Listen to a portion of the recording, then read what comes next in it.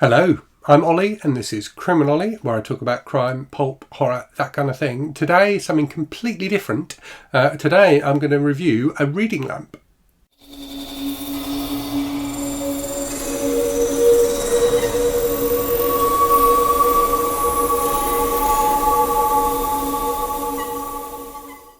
So I should start by getting out of the way the fact that this is sponsored content. So BenQ, the makers of this lamp, have sent it to me free of charge.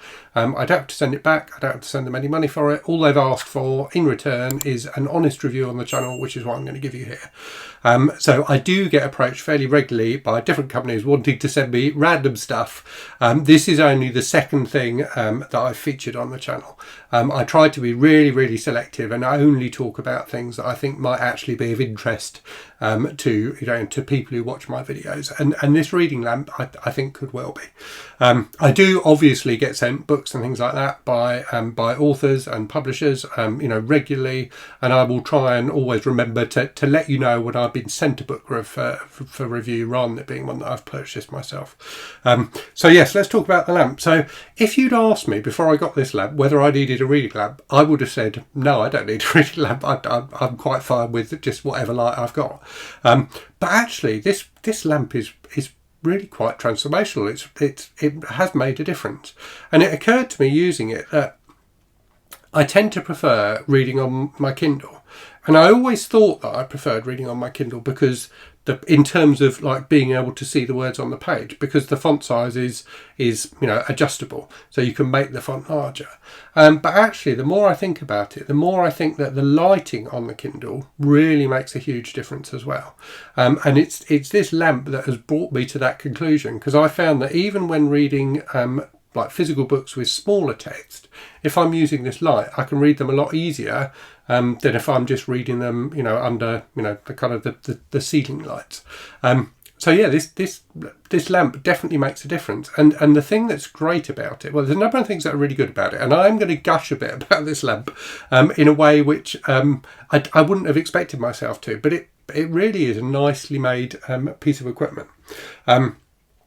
So there's a few things that are really good about it. So let me talk about those quickly. So firstly is just the build quality. The build quality is excellent. It feels incredibly solid. And once you've got it set up, you can't knock it. You can move it if you need to, if you need to adjust the angle that it's at, and it's got a number of points of kind of articulation. So you can move it easily. But you won't move it accidentally, if that makes sense. BenQ, so I've got it set up at the moment, and the pictures I'll show you are all it set up as a desk lamp.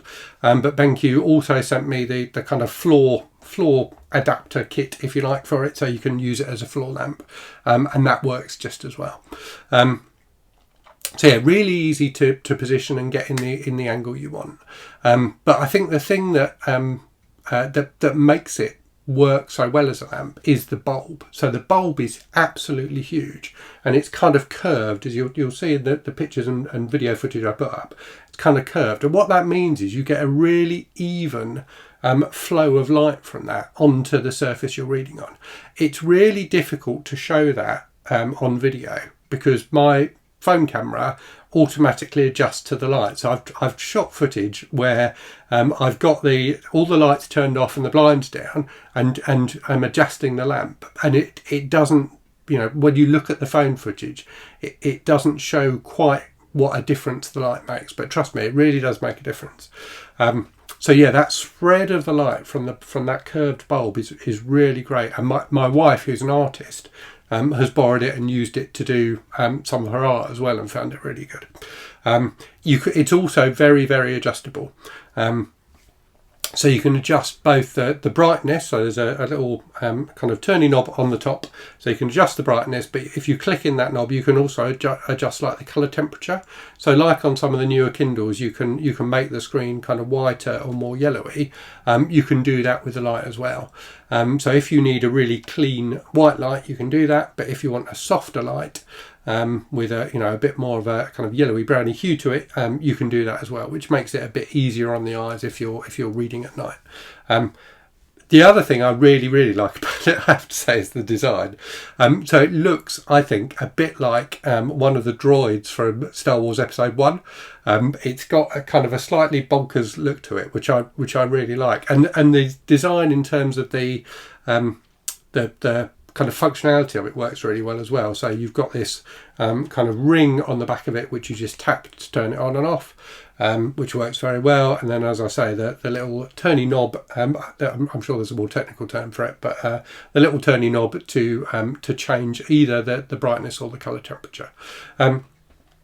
So yeah, as I said, I didn't think I needed a reading light, but this has really made a difference. So yeah, I hope you found that interesting. If you've got any questions at all about the light, do please let me know in the comments, and I will try to reply to them.